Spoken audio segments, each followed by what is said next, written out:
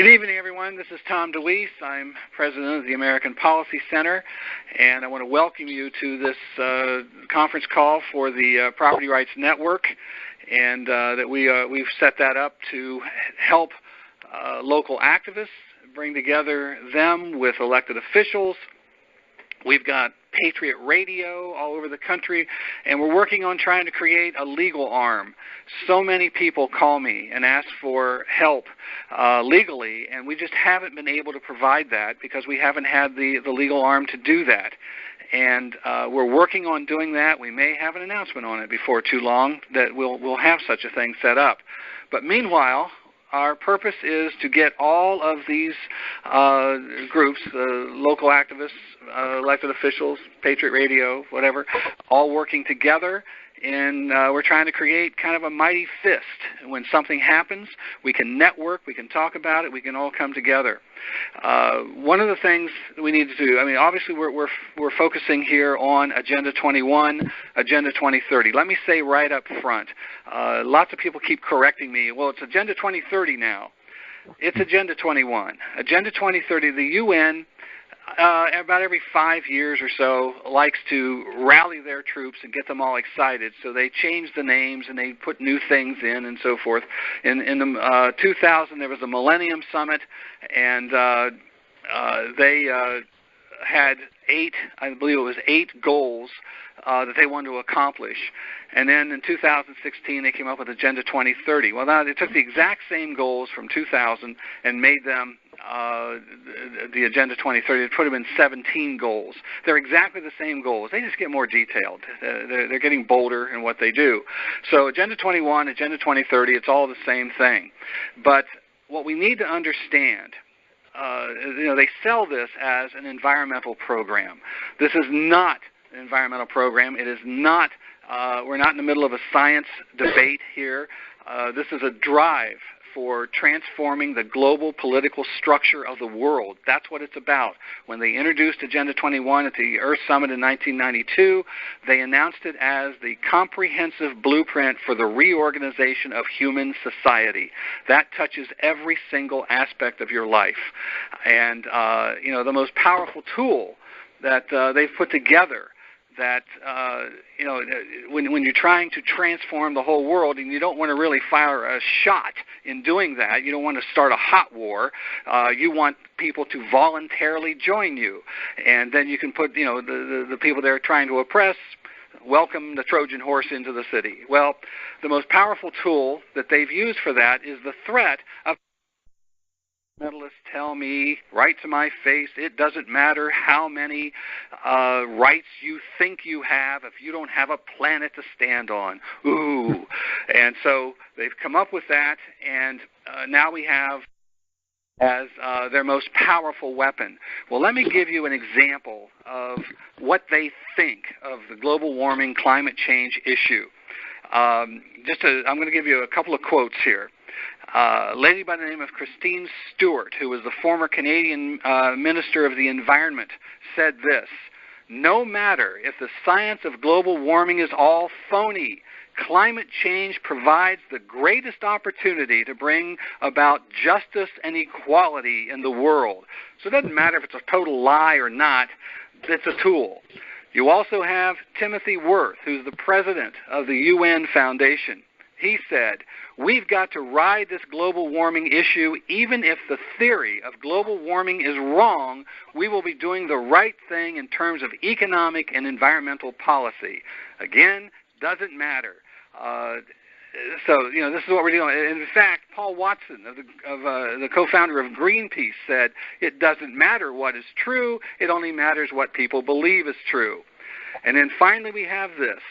Cristina Figueres, who is the Executive Secretary of the UN Framework Convention on Climate Change, said, "This is the first time in the history of mankind that we are setting ourselves the task of intentionally, within a defined period of time, to change the economic development model that has been reigning for at least 150 years since the Industrial Revolution." In other words, we're going to bust through that darn free enterprise capitalism thing, and we're using global warming as the excuse for it all. So there you have it. That is what this is about. That is what Agenda 21 is about, and you've noticed in the last 2 years how far they're willing to go to push their agenda.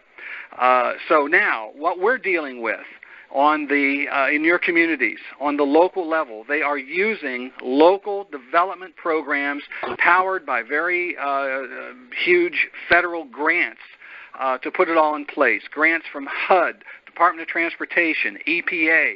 These grants come with very specific strings attached. Those grants were written by the same non-governmental organizations and foundations that wrote Agenda 21 at the UN level, and they put in there very specific strings to make sure that you are imposing these policies in your local community. Your city councilman, your county commissioners may think they just got this grant is going to help them put some new street lights downtown, or maybe fix some infrastructure underneath the streets that need to be done.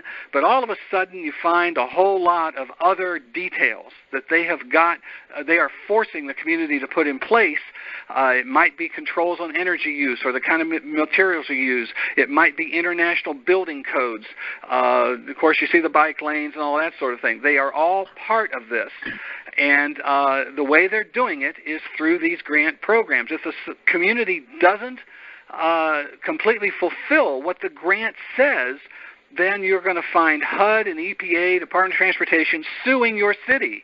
And all of a sudden you're going to find that your local elected representatives it doesn't matter if you elected really good guys who said they were going to do the right thing. They are tied to these grants, and those federal agents are running your community. And the way they're doing it is they're eliminating national sovereignty.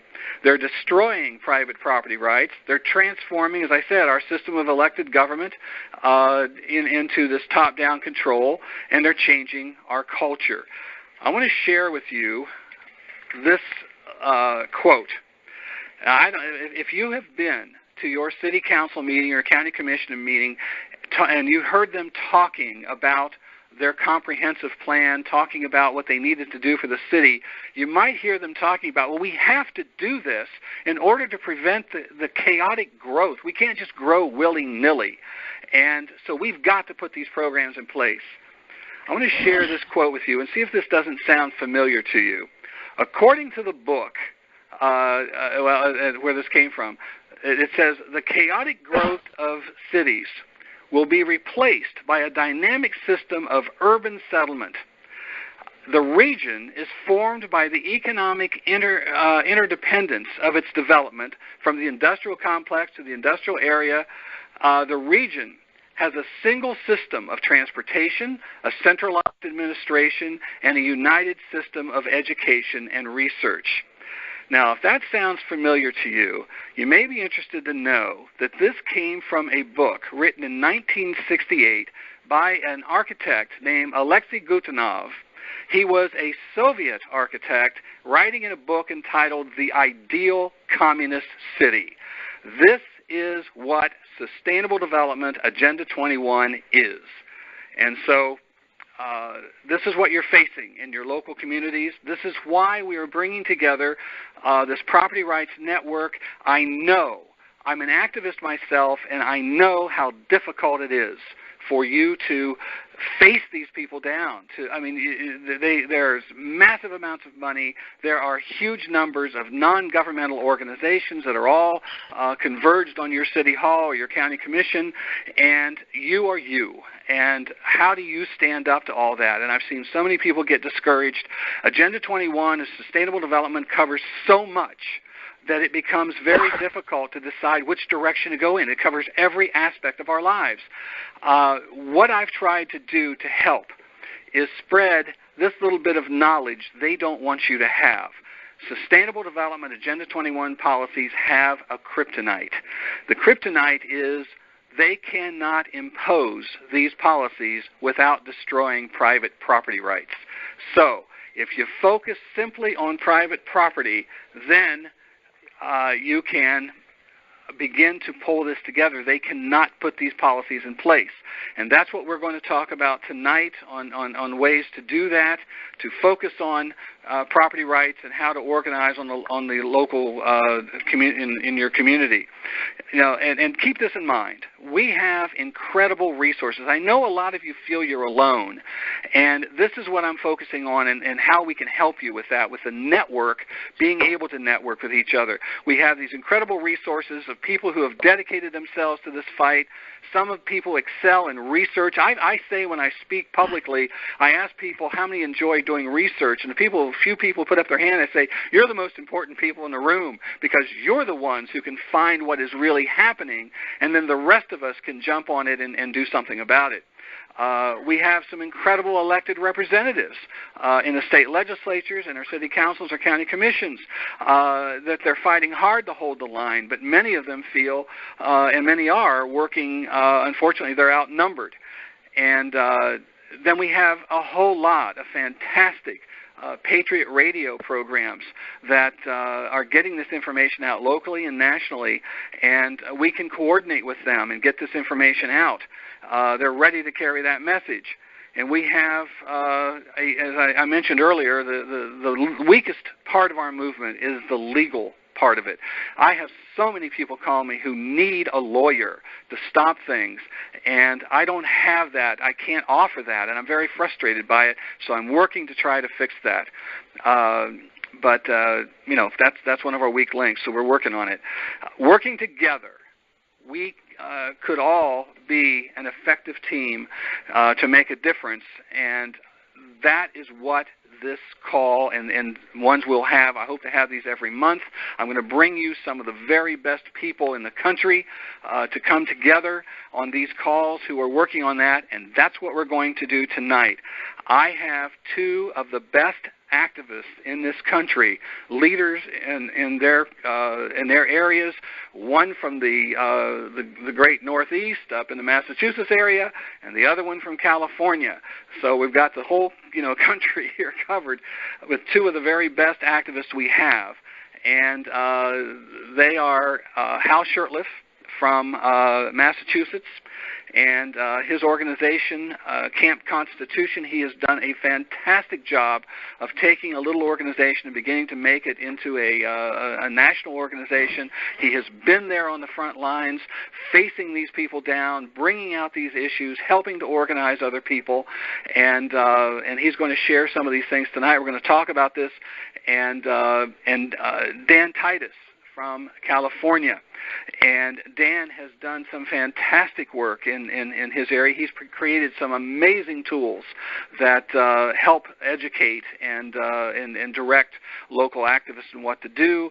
And being from California, as I said in our notice, the People's Republic of California, he is working to help America not to be like California, and he's going to share many of these ideas tonight.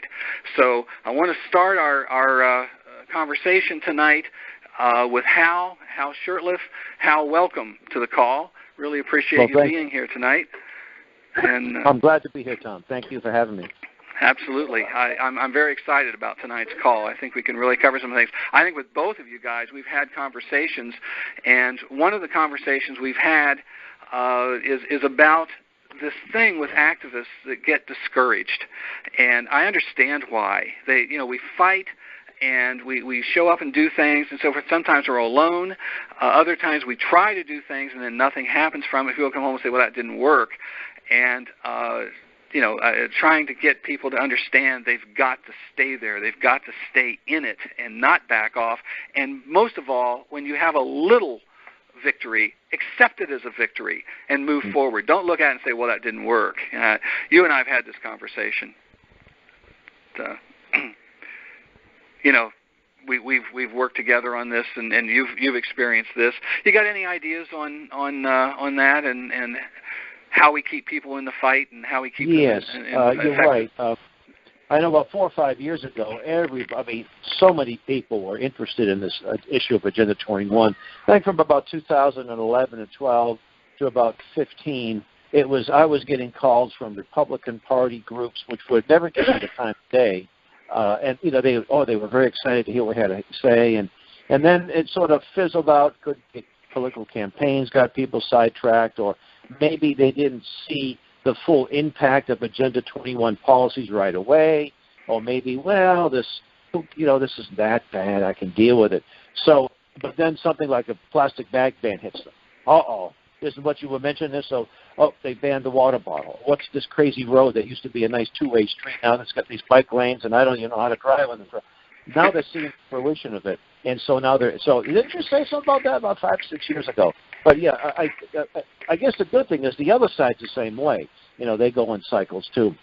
But we have to be in season and out of season, and we have to focus on what we think, where we can win, and what's important.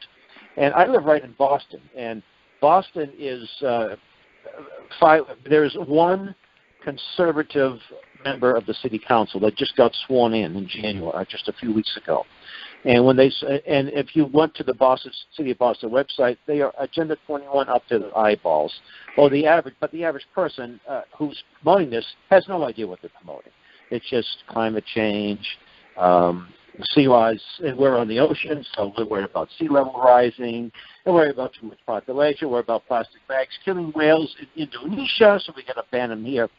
So what I encourage people to do is, first off, see where your town is at when it comes to Agenda 20. What are they implementing? What can you demonstrate to people? Say, are you in a meeting back in 1992? What's that got to do with my town? It's got nothing to do with it. Well, no, this is what's going on. And you explain it to them how, and your opener was very excellent opening that you gave, to give the groundwork and to say and how you beat it.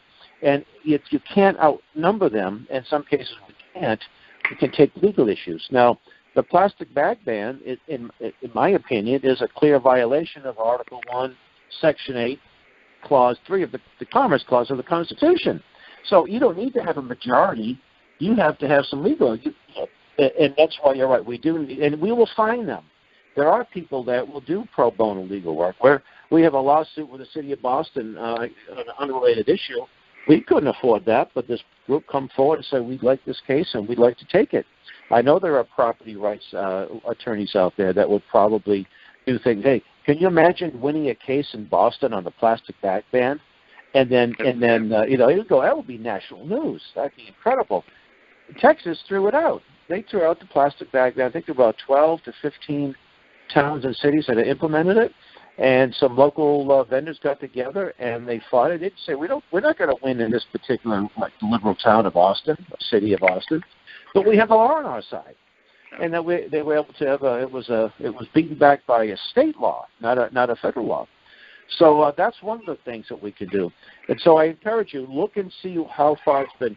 And I know we talked about this a few years ago in the town of Ringe, New Hampshire, how I went into the town. That's where our summer camp used to meet.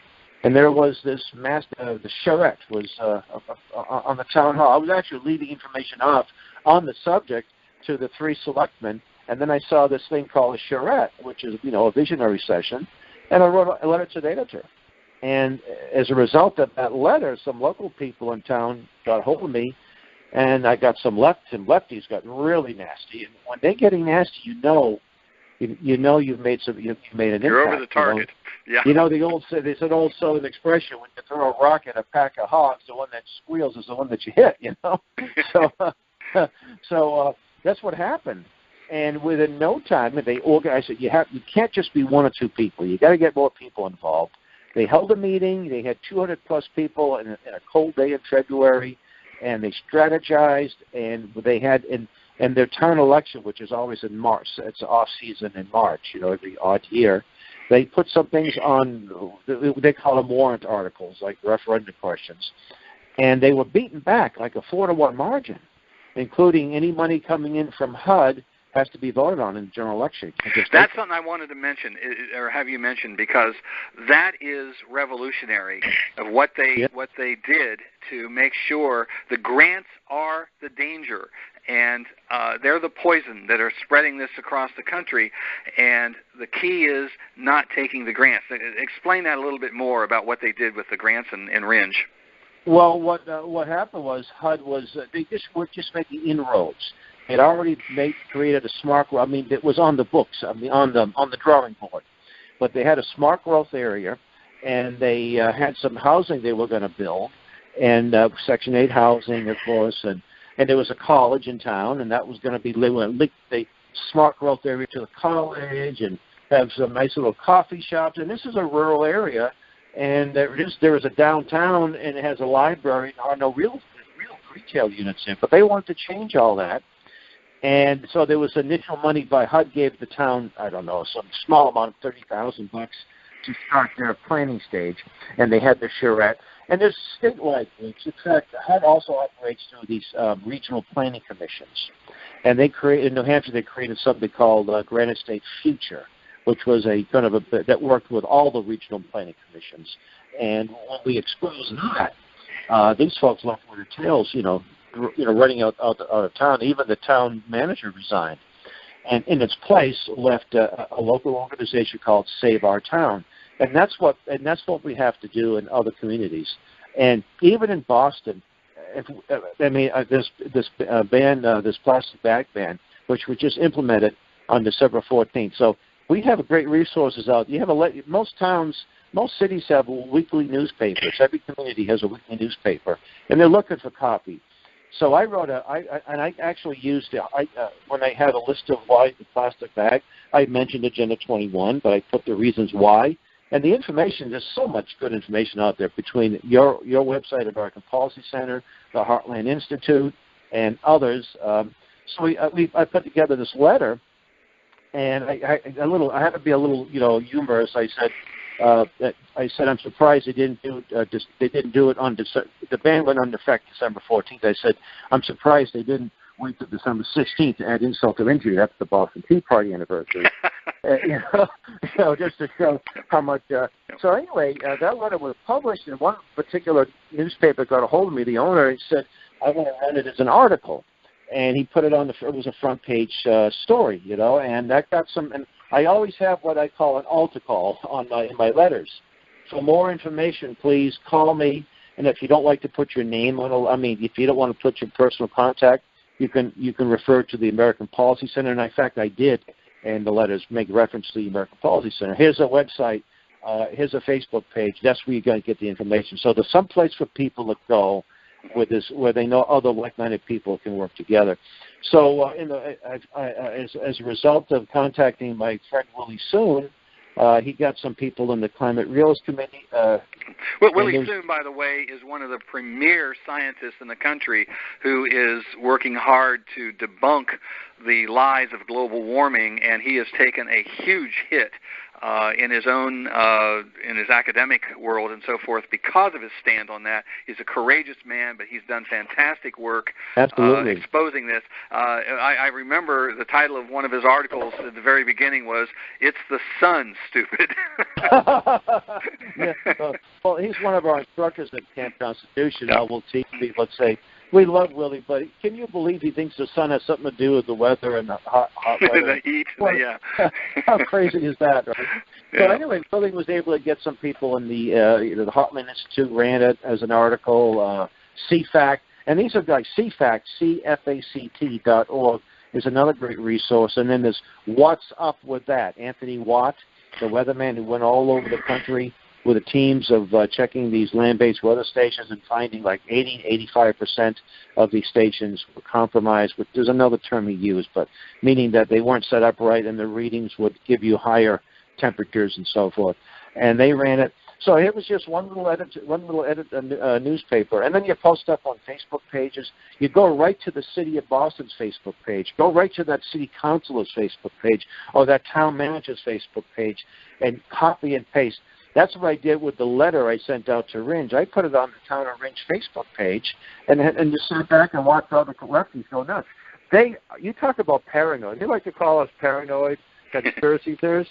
Just a little bit of exposure gets them really angry. Yeah. Well, this is the key. This is the key to it because they cannot stand that light. And, and what people need to understand is that your town, I don't care what size it is, even small towns will have 15, 16, 17 of these NGO groups, all have their own agenda. and they know they're the ones that apply for the grants. They stand behind your city councilman, your county commissioners, and if one person comes in like you and says something like this, they're behind him going, the guy's nuts, pay no attention to him. Right. This is why you get shut off a lot from them. But that's why, as you said earlier, we cannot go in there alone. You need to have other people with you to, attack these things. Because it's just one crank, one letter, busybody Exactly. crank. Yeah. But and you don't need to have overwhelming number. It's just enough, So hey, I had a guy that owns 6 restaurants in the city. He's interested in helping out, so he's feeling the pinch, So you need a few of these folks, and then maybe they'll start listening. And realize, hey, maybe we've gone overboard or something, Yeah, and that's one thing, Hal. What you're saying there is, the guy who owns the store who's feeling the pinch. That's key to this. And it's not. I mean, you're talking about the bag issue, but let's take it. Let's say they're doing some kind of smart growth program in town, and a neighborhood is targeted for whatever's going to happen. The bulldozers are going to run there, or whatever's going to be done, and one of the ways to grow your movement is go in that neighborhood and say, you know what they're about to do to you? So, well, that's what we did. There was a Dorchester's a section of Boston, and parts of Dorchester are probably black and Hispanic. But there was a pastor of a church. 30 years ago, there was a 3-family crack house and a storefront that was abandoned, and the city took the property over, tore it down, and he said to the pastor, "Look, you'll be the unofficial guardian of this parking lot." They used gravel. They didn't even pave it with concrete or tar or anything, asphalt. And today, it was 2 years ago, the city had planned to sell it to a private developer for $5 million, something you couldn't give away, and they were going to bring in this cluster housing. So they invited me to their little save the parking lot, but I was able to explain to them this is what's really behind it. Yes, they're going to, gentrify it. The property rates will go up.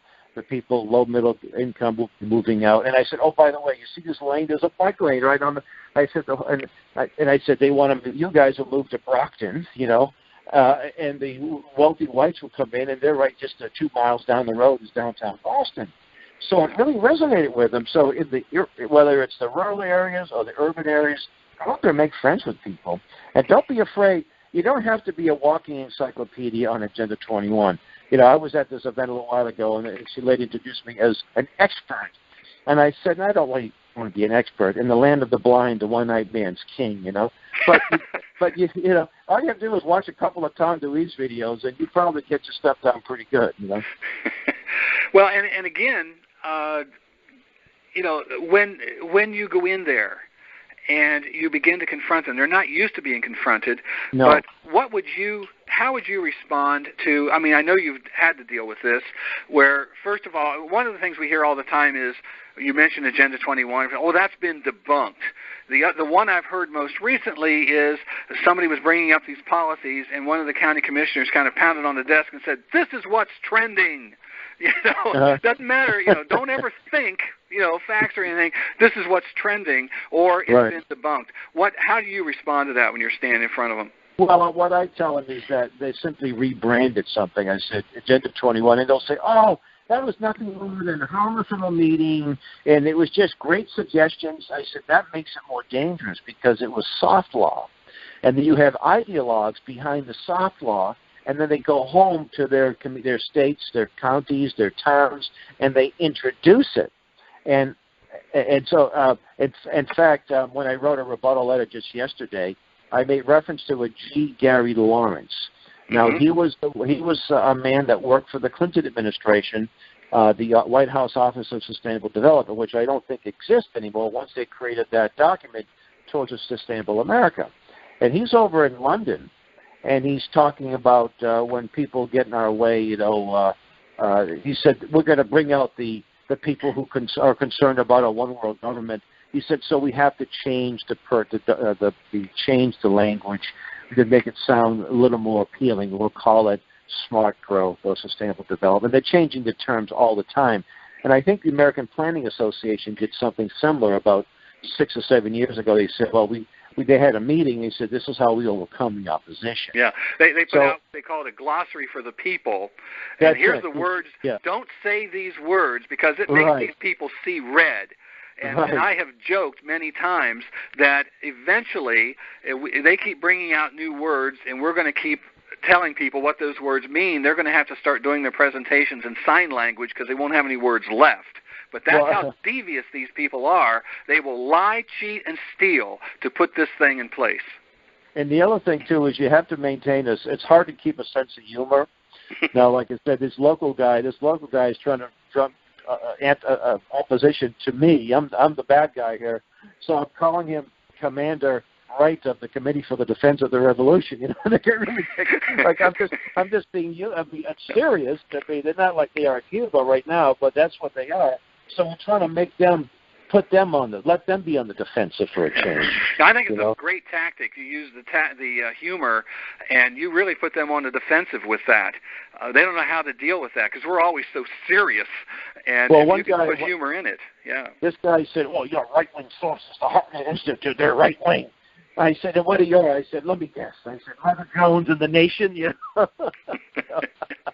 That's legitimate. And then they play the money. It's always the Koch brothers, right? And I don't think the Koch brothers are as far right as they claim that some claim to be. The Heartland Institute, they have that little frequently asked questions. The Koch brothers gave them $25,000 in 2012 to fight Obamacare. They haven't given them a dime since. And they'll say, "Oh, the Koch brothers," they're behind it. And I say, "Hey, the Koch brothers are behind open borders, so they get more in common with you." Then you've they've lost that.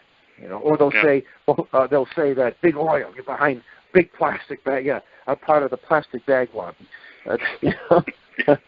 I wouldn't mind getting a little money from some of these people, by the way. I've always said that, I was accused of being funded by Exxon, and I actually wrote a letter to the chairman of the board of Exxon and said, "I'm taking your heat. Where's my check?" And didn't even respond to me. I was so important to them. I just submit my car payments or something like that. My health plan bills. I won't even ask them for a donation. I just say, "Just pay my bills. I'll be happy." Yeah. But so anyway, you're an activist on the local level, trying to do some research and figure out what's going on. One of the things I will tell people is find out what in that plan really upsets you anyway. You look at that community plan, what is it that bothers you? And focus on that.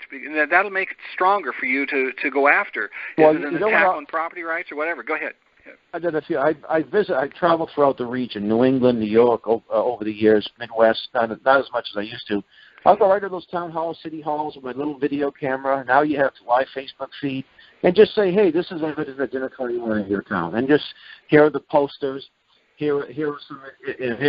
In Massachusetts, we have what they call Massachusetts green communities. And you go to a town, and there'd be this oversized check on a podium, on an intro, that they join green communities, and they're being bribed with the taxpayers' money. And even little things, the plastic bag ban here in Boston, right? But the newspaper bags, that the Boston Globe, that far left, I call it a far left rag. And so I did take a walk in my neighborhood, and I'm saying, hey, well, I as much as I detest the newspaper, they have a right to use these plastic bags, but they're discriminating because the bags that they're banning are handles. These are handleless bags, and they're all over the neighborhood. Every week, the Globe hits every house in the community, and a lot of these bags are tossed in the street. So, if you're going to be consistent with your Marxism, you need to ban these bags. Kind of put them on this. Well, why are these exempt? Because the guy who owns the Globe owns the Red Sox, or what's going on here? And it gets people thinking. You see, those bags. What's going on? Why do they ban this bag but not that bag? Mm-hmm. Yeah. Now, I can see how what really your strength here is really getting that publicity out and putting it right in their face and covering those local communities and little newspapers and that sort of thing and using social media. That's what you're doing. Right to the face. The city councilor that represents my district, he won't respond to me. So I said in a letter that I said my city council has cut off diplomatic relations with me. I guess it puts him on the spot. Yeah. Don't you think that when you let the opposition know you exist, and maybe there's an organized effort. Maybe you've got, and you only need 15 or 20 dedicated people to really be a force in this. Don't you think that gives them pause? And even if you haven't won some major battles over them, but they know you're out there, and they work more cautiously and slowly. Well, would you agree? Yeah, I agree completely. In fact, Keene, New Hampshire is an example. Keene is a college town in the southwest part of New Hampshire, not too far from Ringe, about 20 miles away. A member of ICLEI, one of the only 3 or 4 communities of ICLEI. But even there was pushback. They had a bill or an ordinance about vernal pools, and they didn't want to, and of course, whatever they define, it's whatever they call it. Vernal pool means something, but it means something else somewhere else, So they wanted to say, if you have a property with a vernal pool, you can't do no use up to 200 feet. So they end up getting it down to 50 feet. It was still not good, and it was it passed by 1 vote.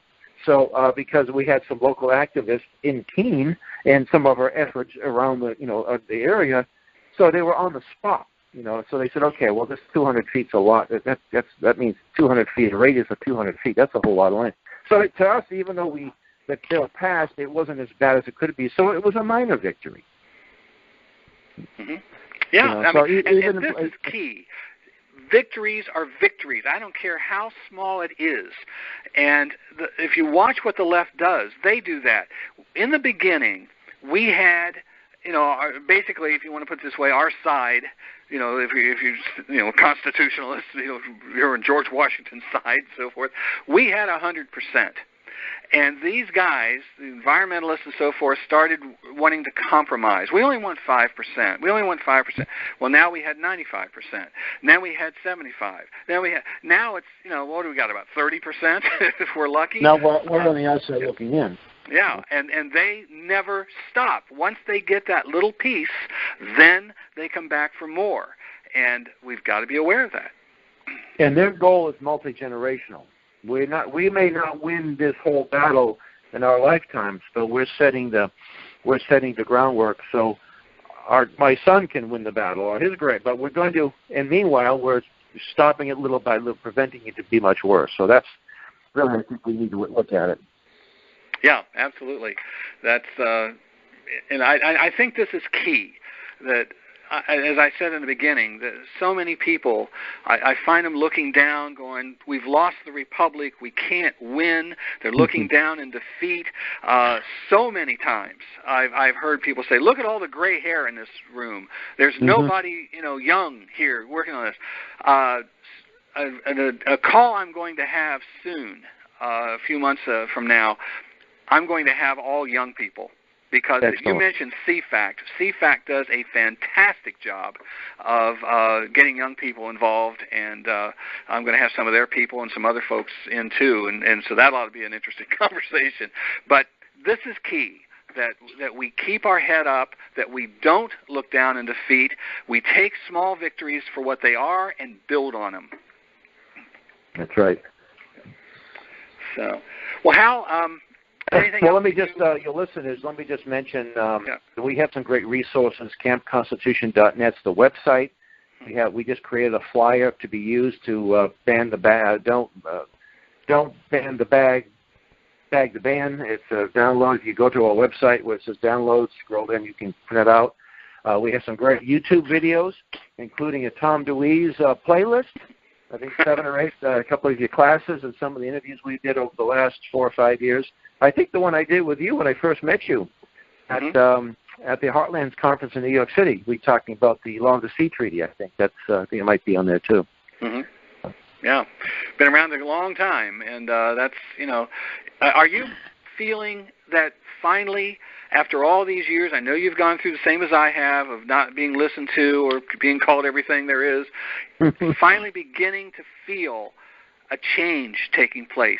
This is our time. This is the moment we've been waiting for. Do you feel that way? Yes, I'm an optimist. I'm not a Pollyanna. Yes, when an owner of a newspaper in a Democrat city calls me up and says, "I'm going to run your letter as an article," and because he said, I never heard these facts before. I never knew this. There you go. So yeah, I think these are good signs. Yeah. We're going to, begin to put more materials together. My whole focus is on activists, on giving them what they need to be able to move forward. I know having some of your things and some of Dan's things and stuff, we're going to put these together. It's funny because after I put out so many articles for so many years, people would say, finally they started saying to me, okay, I get it. What do I do about it? And I jokingly said, I don't know. I never got that far before. But that's become the focus since then to do that. What I would recommend is that some of the stuff that's national can be localized. In fact, like I have been creating these flyers about getting green community out of your town, and whatever town it is, you use the same flyer. And we're talking about just put down Boston, Arlington, Cambridge, whatever. Instead of I'd say, okay, now here's something you can use. Print 1,000 of these out and put them in the neighborhoods of your city councilors. If there's only a few of you, you don't have much of a budget.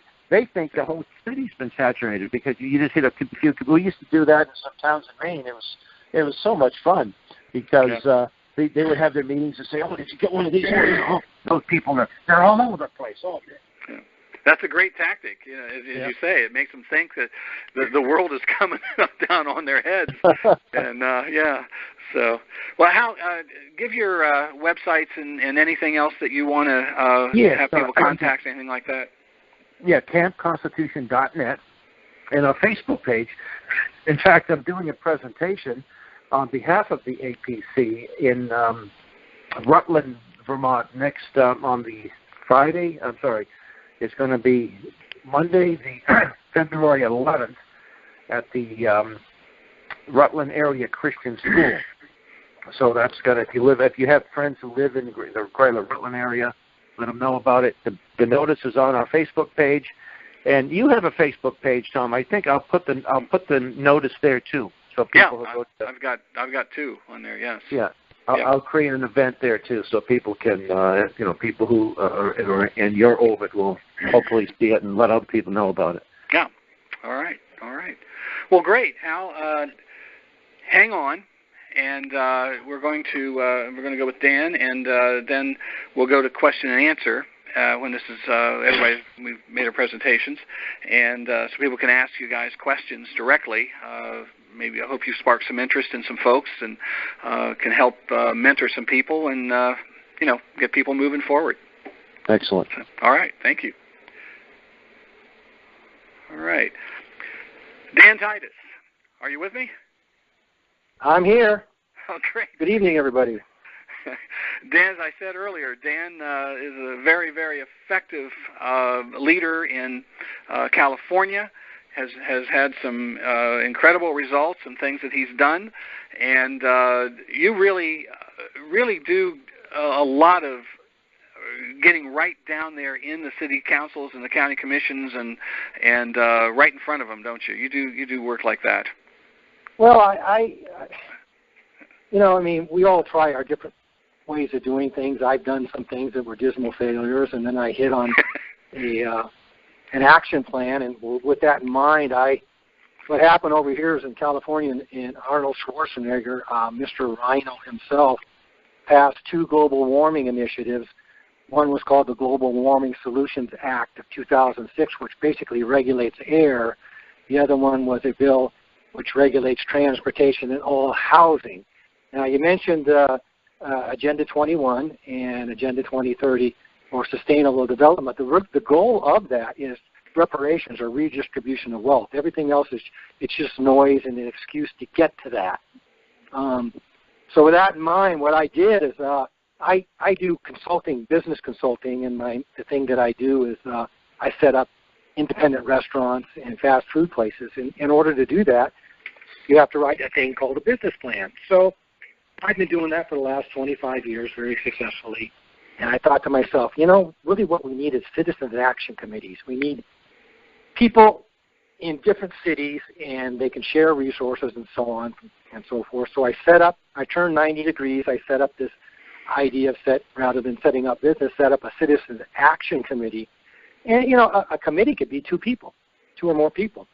And the idea was, hey, let's get them, read. The most important thing I can say, go to your city's website, go to the council agenda, print it out and start looking at it and discussing it with your friends, because all the buzzwords and everything they're going to do at the local level is in those documents. So I thought, well, gee, what we can do is if we set up action committees, you could go to your local Republican clubs and things like that and have them set up a committee on different issues and so on and so forth. But anyway, what I do is not so much the activism. I do the research, and I'm the suit and tie guy. And one reason I set that up is because to avoid blunt force trauma. So I critiqued the 2 global warming bills as part of this Citizens Action Committee. And again, the issue that I landed on of all issues, sustainable development, it's the global takeover and taking capitalism into socialism, globalism. So anyway, so what I started to do was critiquing these bills, and it was mainly so that I could understand them. So I took the 2 global warming bills, I printed them out, and then I put anything that was salient that bounced off the page and I highlighted. I put it in the margins. So if anybody wanted to get up to speed on the bill, they could just read the margins and be up to speed on it, basically. So one of the things in the global warming bill from 2006, it said low to moderate income housing will be built within 2 miles of the coastal zone. That jumped off to my page because I had heard about this thing, the 3 E's of sustainability, and basically it's just social justice. And we've had the Southern California Association of Governments over here, which is the largest metropolitan planning association in the country. They have all this stuff goes through them. And the local COGS, which is the Council of Governments. Now, in studying a lot of this stuff, Tom, you mentioned the grants. The grants are one thing, but we found out 2/3 of this stuff is voluntary, even if they get the grant money. Is that this right? This stuff is completely, totally, flat out illegal. It's unconstitutional, but they use the visioning, they use the charrettes, they use all the environmental groups as their trained SEALs, as I call them. And like over here, you folks ever heard of the Climate Action Plan?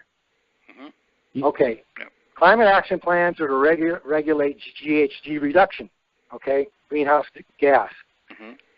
And so we had a big success back in 2012 in a city called Aliso Viejo, where Mike Mungzing he was a new constitutionalist. He got onto the city council, and they had a climate action plan, and he didn't know what to do, so he put the climate action plan on a Facebook page and asked for help.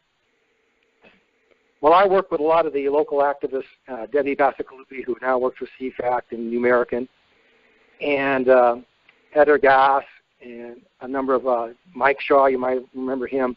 Mm-hmm. So anyway, he put this climate action plan up on a Friday, and on Monday morning he had 244 questions for staff. Whoa! And here's what happened. So we started to dribble the questions out to the city manager and staff, and they started to sandbag. You know why they sandbagged? They couldn't answer one of the questions. Mm-hmm. That's what we find. Exactly. Yep. Yeah. Mm-hmm. So I have on my website, iagenda21.com, I just redid the thing, and you can find examples of climate action plans in there, and they'll have their lingo in there, and then you'll have the questions, and you can see how we methodically go through these things. So getting back to Aliso Viejo. What was the website, agenda21.com? The letter I, agenda21.com. Agenda21.com. Right. Okay, good. Right. And, all that really is just placeholders for all the work we've done locally and some articles and things like that. Mm-hmm. But over time, you can see the breadth of the work. I mean, it's there. So getting back to what, at the top of this conversation, what I do, I hate PDFs. So I've been a publisher for 25 years, and I put together a report called UN Agenda 21 Sustainable Development. I stuck it on Amazon, and I sold thousands of copies of this thing. And it was just the 2 global warming bills. So then I met Mary Baker, who runs Citizen Ninja, great activist training outfit. And this is way before. This is way back. This is in 2012, I think. I met her. It was like a Saturday morning, and I didn't want to go to this thing, but something pushed me to go. And I got there. I had a case of books, and I go, look, I just redid my book here, and it's called UN Agenda 21 Sustainable Development in California, and I got mobbed. So when I met Mary, she works with the famous demographer Wendell Cox, and they had put together an alternative for planners at the cities called Dimensions of Sustainability. And they took it to the California League conference here in L.A., and mayors and planners were coming up to the table, and they'd pick up the book and say Dimensions of Sustainability, and just thinking it was going to be generic for what they do. And you know what they said? Oh, this is the other side of the argument. I've never heard that argument before. This is interesting. There you go. Yeah. So I took that, and I updated the publication for California, and I got a hold of John Anthony, who I think you helped with his video, Tom. Sustainable Freedom Lab, yeah. Mm-hmm. Yeah, and Karen Bracken. And so I kind of tracked these folks down, and like you, I've never met you folks, but we're kindred spirits. Mm-hmm. So what I did is I took their information and I updated the publication and, again, put it on Amazon. And by then, and Hal nailed it, things were hot and heavy a few years ago, and then it kind of died out. I think that is because the globalists in both parties have been given their marching orders. Over here, the Republicans are the worst on this stuff. Not so much, I mean, in California, we're one-party state. We're a lump of coal called democracy, our tyranny of the many. And you know, you talked about optimism. It's a tough go for me because I'm working on a program now called America Don't Be Like California, and it's really kind of like, let's warn the rest of the nation and the world because we're pretty much done over here. They're going to do this stuff. Well, talk about we that. have a bill. Talk about your program there, because what you're saying here is California has just been suckered into every single bit of the stuff we've been warning about for over 20 years, and now you're living under it, and very soon you're going to have your own wind turbine in your front yard, and you know, all that, and people, when it gets to that point, how do you turn it around? It's why now we have to move forward and stop this now before the rest of us are like California. You know, guys,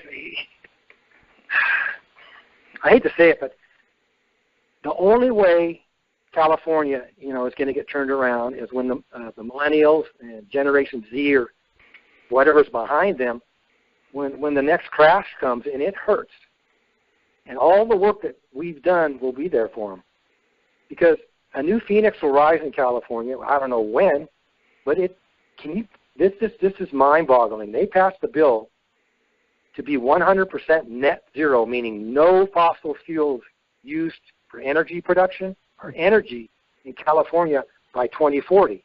And we know the ruse is they always back that up, because we were on track to beat our 2020 GHG reduction goals here, and they doubled down on with the Agenda 2030 goals. See, with the left, everything's relative. So even if you meet the goals, they're going to take it down. So they said net zero, meaning there will be no coal, gas, powered plants in California. And now Southern California Edison, in Southern California, they're going to go to time of day pricing, which in the evening, since they're not going to, you know, there will be no energy production in the evening. And when they passed this thing, I watched the 2-hour presentations by the Democrats in Sacramento. They said, you know, we don't have energy storage and battery storage, but, you know, we think it's going to come along in the future, so we're going to pass this thing anyway. So now they got rid of the nuclear power, and now they're getting rid of all the gas-powered plants, which are pico plants. What's that mean? Does that mean, Dan, that when all this stuff is imposed and you don't have the storage facility and all that for power, that come nighttime, you're going to have rules that stores have to be closed, the elevator in your high-rise isn't going to work, all that kind of thing. Is that pretty much the future? That's what's coming, but they don't think about that. So when these power plants were built in the early 2000s, and I can't remember what the life of a plant is, but they barely used them. They mothballed half of them 10 years ago, and theoretically, now they're saying we have to have time-of-day pricing in the evening, to where if you need to use your lights, you're going to pay through the nose. Mm-hmm. It's ridiculous. Yeah. This is why we have worked so hard to stop this. Top-down control, as you said, redistribution of wealth is the whole point of it. It is a dictatorship. It is a socialist mess, and this is and there's so many people who have bought into this climate change scare tactic that, as the Greens have said to me, as I said earlier, it doesn't matter how many rights you think you have a planet to stand on, and that has got what has given them so much tread is to move forward. The scare tactic. The scare tactic itself, as Hal was pointing out with Willie Soon, is a total lie, and yet, people are believing that. And that's why they'll start getting the camel under, its nose under the tent a little bit. We just need to control this. We just need to do that. And, facing your city councilmen, your county commissioners who are buying into that, they are surrounded by these NGOs who aren't going to let up on them for an instant. They begin to believe this is a proper role of government, and then you come in, Hal comes in, I come in. You people are just nuts. And, this is where, we've got to make the connection and find a way to show them we're not nuts. One thing that I joined the Republican, I've been a Republican when Ron Paul got involved. I'd been a Republican early on, way back 40 years ago or whatever, and then I didn't really pay attention to that. That's another thing that's, they've taken civic responsibility. They don't teach it anymore. I mean, everybody says, well, how do I fight this stuff? Well, you've got, go to your city council, start there, read the agenda, find your local transportation commission, read their agendas. They publish, the thing is, they're telling you exactly what they're going to do. They're holding an onion in front of your face and saying it's an apple. And we just have to go in and, here's a question for you, Dan. Yeah. Here's a question in that line. I'm asked this question all the time. Maybe you are too. How do I know Agenda 21's in my community? In other words, you mentioned buzzwords earlier. What buzzwords can can you throw out? That's important. But one thing, if they're going to couch this thing around climate change, you have to ask, well, what is that?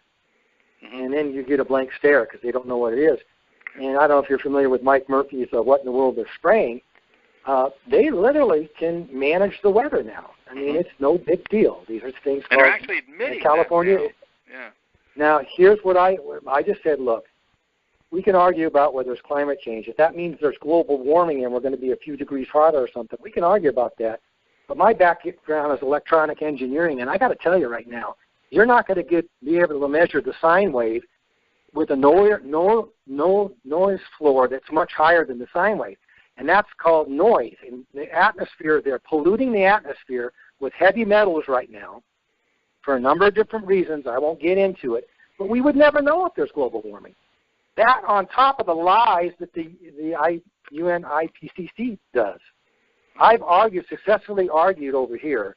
If you look how they measure GHG in tonnage, the actual carbon, there's a tiny little footprint. It says, based on IPCC models. And I go, well, you can't use that stuff. Those guys are, they're fraudulent. Remember the ClimateGate scam of 2012?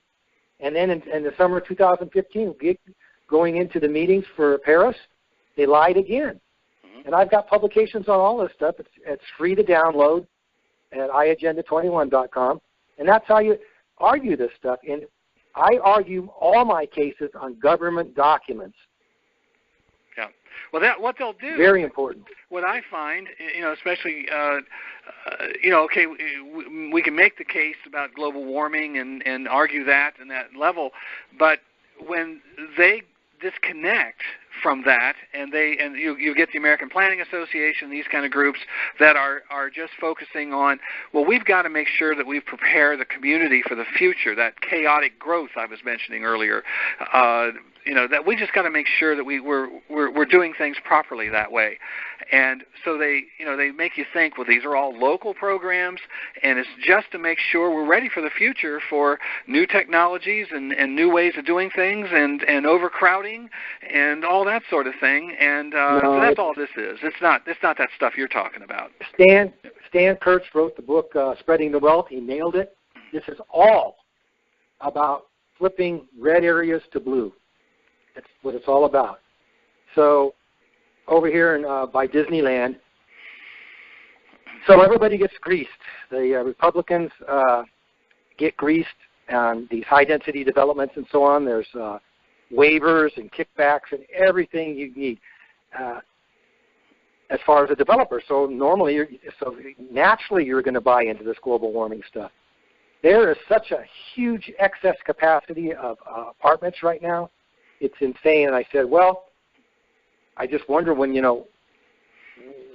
are they going to start, giving this away as stipends? Well, last year, Denver had such a huge amount of vacant apartments, they started giving to union employees and teachers and stuff reductions in their rent. Yeah. This is all about buying votes. That's really what it is. And that's so interesting because I've got a report right here in front of me where the Speaker of the House of the Oregon legislature is moving to get rid of zoning that protects single-family homes, claiming there is a housing crisis, and we don't have a choice to let people have their single-family homes in their yards and so forth because we have a housing shortage, and we need to use that property for multiple housing, apartment buildings, and so forth. And this is the kind of way that they throw out these scare tactics, and they make up. I've been on the stage with people who have made up a statistic at that moment just to foil me. This is what they'll do. And well, they keep. Okay, look. Here's a prime example. All right, so they open the borders. Why? For votes. Period. Mm-hmm. Sure. Using the California example. A lot of this housing is subsidized housing for the people coming across the border, H-1B visa holders, and refugee programs. So they ram them in here, and once you're on the dole, how do you vote? You come from a socialist country, water shortages and things are normal, and it's like it's no big deal. We just came out of a drought. Now, in San Bernardino, we have an aquifer here with a 10-year supply of water, but yet we're still in a drought. So they passed a bill last year, and I can't believe people they're just oblivious to this. You're going to have a government employee knock on the door and say, how many people live in your house? 3? Okay, you get 55 gallons per capita per person per day. Oh, and you live on a half-acre equestrian property? Oh, we're going to photogrammetry your property with a satellite to allot you your ration of water. That's here. It's law in California now. Mm-hmm. Right. Yeah. But this is all about moving us into the proverbial New World Order. I mean, it's just look at the finding NAFTA again. It just goes on and on. By the way, back in right around 2000 or so, the UN had a meeting in I think it was in San Francisco with mayors from all over the country. And they were setting up these programs for community development.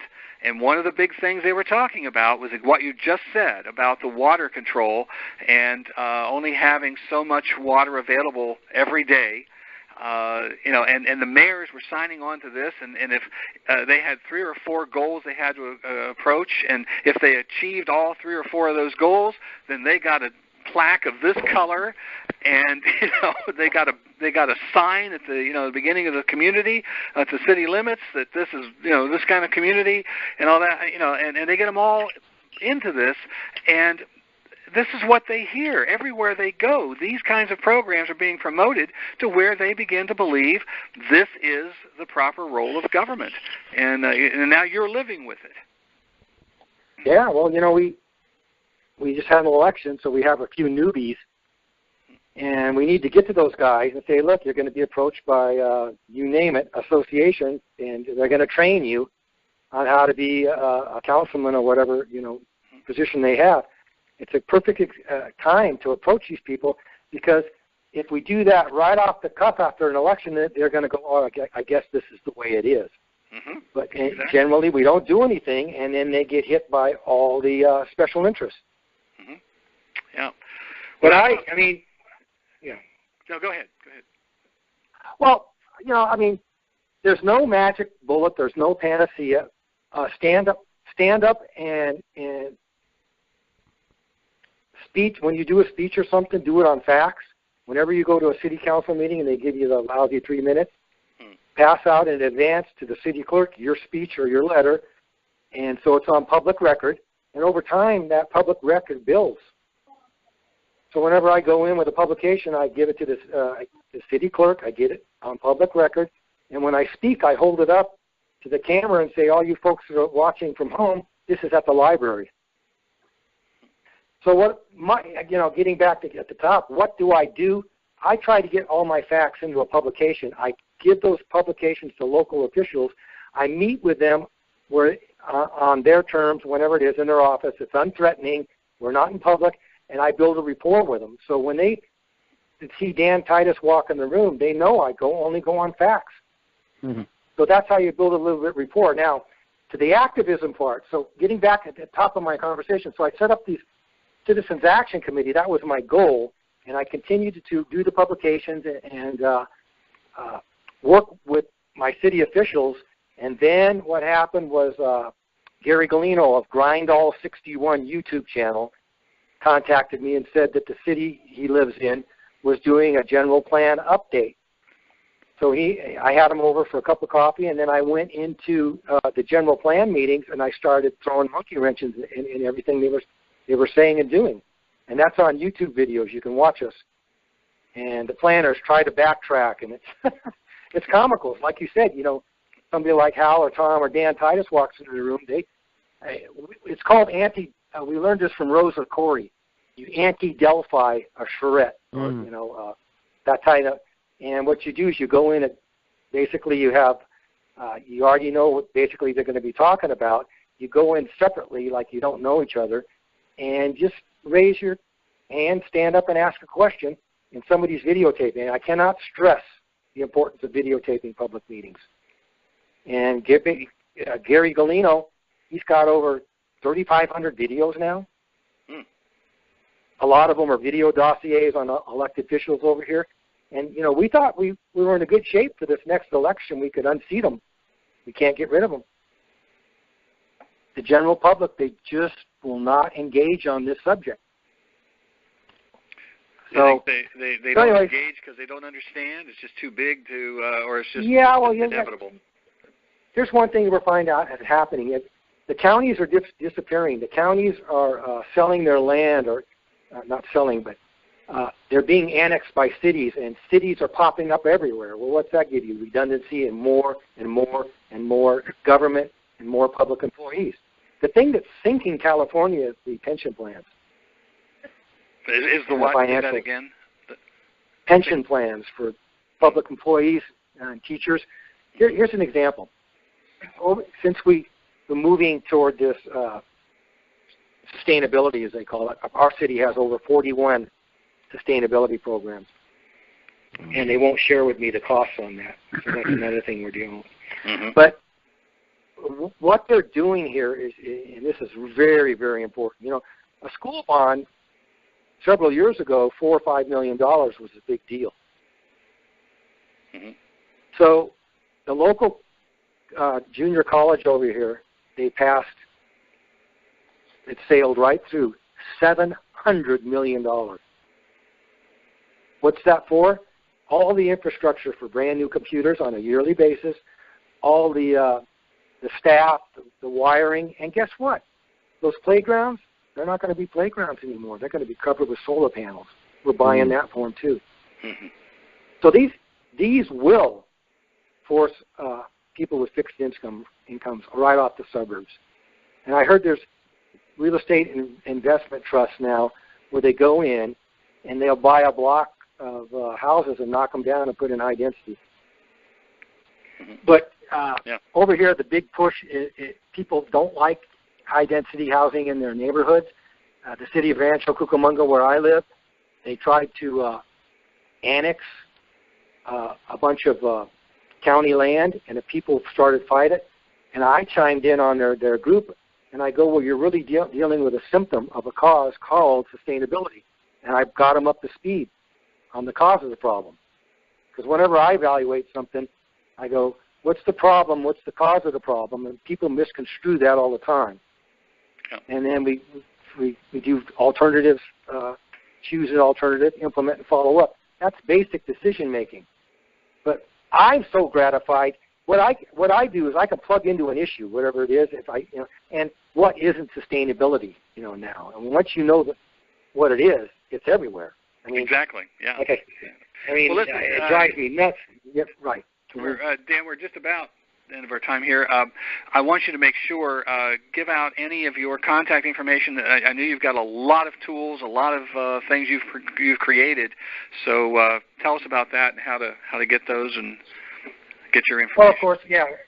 The iagenda21.com is the website, and then I highly recommend Dean Goetcher at authorityresearch.com or org. I'm not sure what the extension is.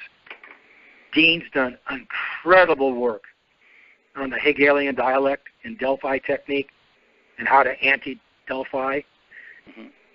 And you got Pat Wood over at technocracy.news. And then the young gentleman I work with, I can't stress this enough, Grindall61 YouTube channel. Spell that. Grindall 61 all together. Okay. Yeah, I've seen. He's a fantastic young man who really just goes right up to him and on camera gives it to him. I've seen. He's got great videos there. Good stuff. Yeah, well, Gary and I work very closely together. I did the publications and the research and stuff, and when Gary started doing the videos, we started going to the local university down here, which had graduated their first 4-year degrees in sustainable development, and now they've graduated their first master's degree in sustainable development. Yeah, jeez. And I think I gave you a copy, Tom, of Higher Education's New Fundamental. That's a great publication. I mean, the most important thing is it only takes one person to stand up. And if you stand up on facts and get it on record, you'll start to build a case. Why? If you ever do decide to sue the city or something, your lawyer's going to love you for doing what you did. And it only takes one person to do that. Okay. Well, listen, I really appreciate it. And hang on, because what I'm going to do is we're going to open the lines for questions, and hope they'll have a lot of questions for all of us, and we can help people move forward. CJ, do you want to? Sure. If you want to go ahead and ask a question on your phone, just hit *6, and it'll put you into a question and answer queue. And we'll take each question first come, first serve, and try to keep your questions short so we can answer as many as possible. So, *6. All right. So, if you want to ask a question, hit *6 right now. You'll get in the queue, and we'll take as many questions as we can. We're going to do that for about 30 minutes. And as CJ says, please don't make a speech, but ask something that's relevant to what we're talking about here. And, if you've got questions about your local activism and how to do things, maybe you've tried some things, maybe some of the folks here on our panel will be able to give you some ideas on what to do with that. So, are we ready, CJ? Do we have some? Yeah, we have some. Let me put our first one through to you. Okay. Okay, here we go. All right. Welcome. What's your question? And who's it for? Hey, Tom. Yeah. This is Tricia Stahl in Virginia, and Hey. I am. Hi. So good to hear all of the commentators tonight, and I'm just so encouraged that they have the time to put into this education that's so needed. But I'm just wondering what either Hal or Dan would recommend in terms of reigniting the fire from those of us who have kind of taken a little hiatus from fighting for property rights to get that restarted again. And what's happening in Virginia, Tom? Thank you. Okay. Hal, you want to start with that? Actually, we started kicking off. We just hosted an event in West Springfield last Friday night at a local restaurant to get a jump start. So I'd recommend using a local library meeting room or finding a place that doesn't cost much and have a dinner function or something and just invite people out. And this is how you get it. I'm going to be giving some presentations on the plastic bag issue in the area. That's going to generate interest in the bigger picture. So that's what I'd recommend. Show a video if you can't get a live speaker. And I know Tom's around a lot. I'm going to be down in Virginia at the end of March. I think the last Friday I'll be speaking at Falls Church. I could be available sometime early in the week. Yeah. There are, Tricia, there's new things happening that I think can help excite people who have been in the fight before.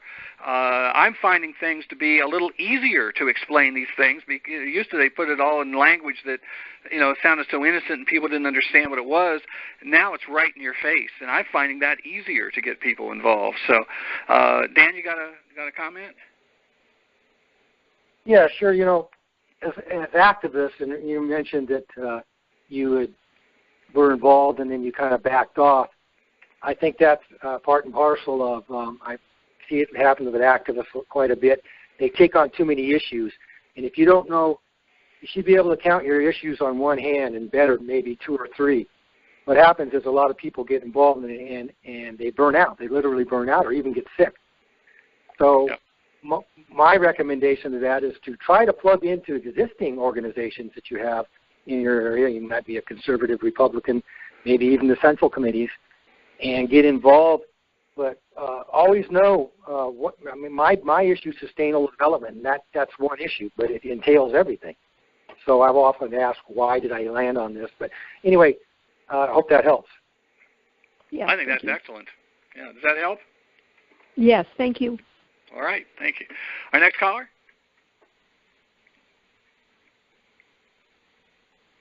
Hi, Tom. This is Donna Burns from the Ontario, Canada landowners. How are you? We are international on this call, by the way, guys.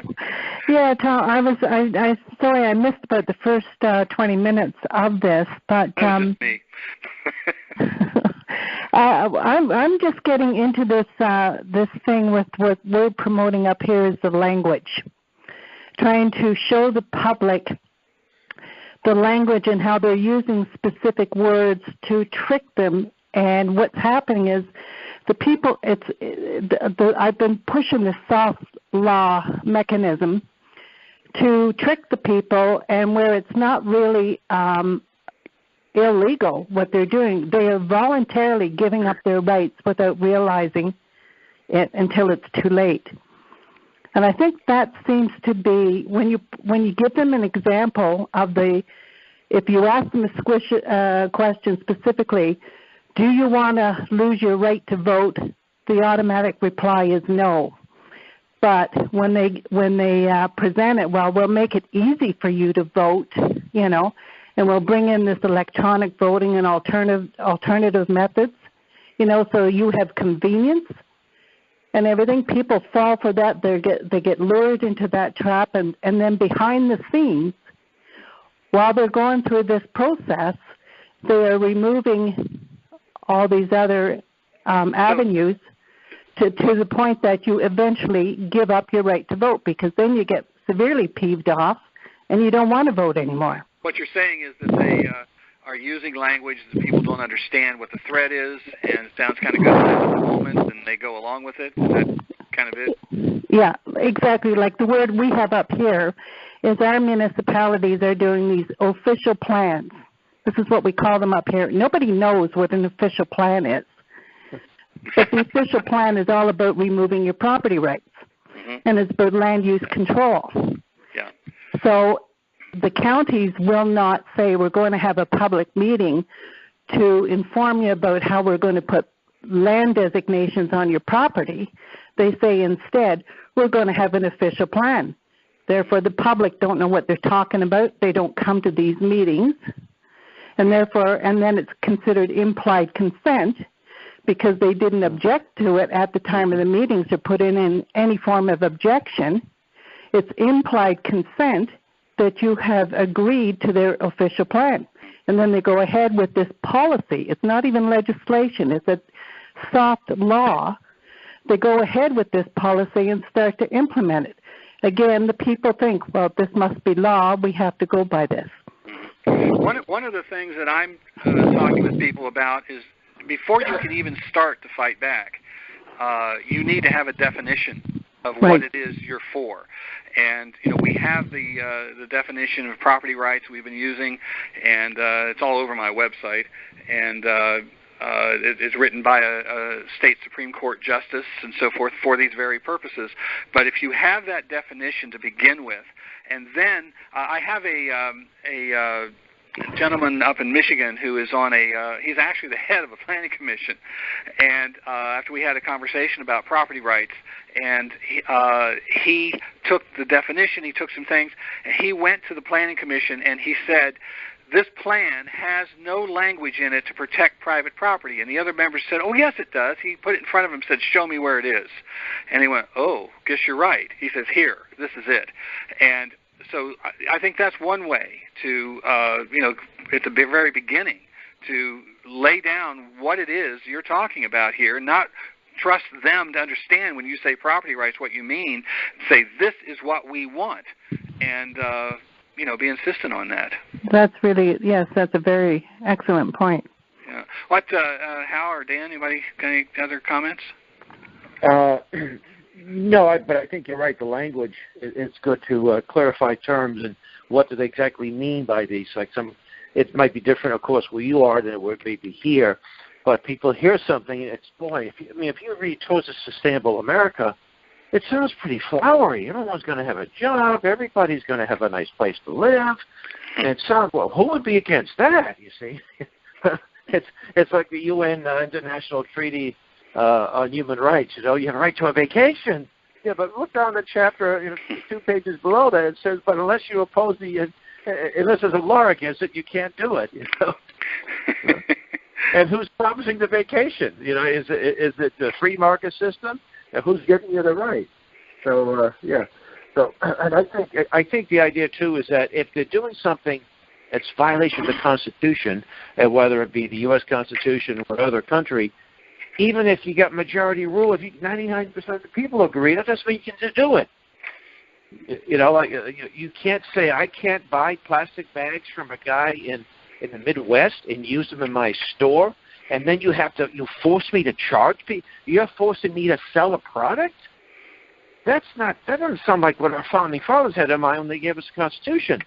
And if you take that approach, then it's, you're looking at it from a different angle. Oh, we don't want to kill the whales in Indonesia. No, you're taking our freedoms away.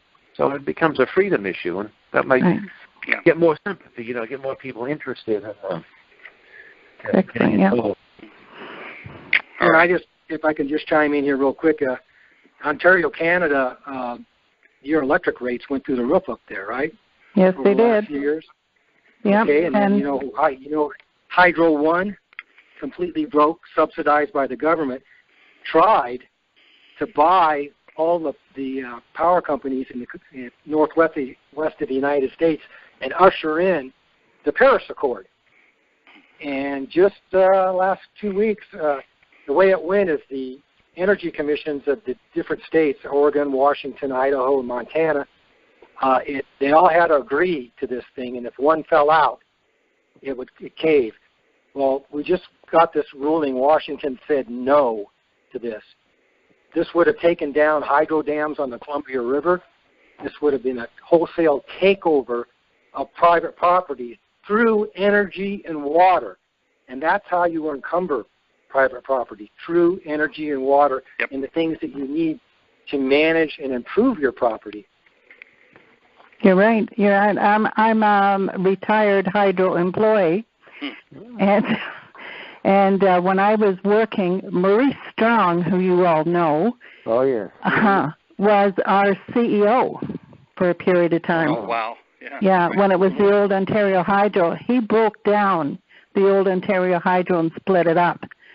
But yeah. Well, listen, I hope that helped. We want to move on. Yes, it's very good information. Thank you. Good. All right. Thank you. Thanks for being on. Next caller. Hello. I'm calling from North Dakota. It's winter here. I would like to know that two little things. Grindal on YouTube. How did you spell that, you said? And the second thing, I'd like a little bit more information on the changing the weather you mentioned before about seeding with metals or something. Dan, that's you. Right. Yeah, that's Grindall, GRINDALL 61, and that's a YouTube channel, so just go to YouTube and type that in. And then you can go to my website, iagenda21.com, and click on geoengineering for an overview on geoengineering. Did you get that spelling of the Grindall? Did you get that spelling? I just about did, but my pen didn't want to work very well. Give it to me again, Dan. I heard a little frustration in there. Thank you.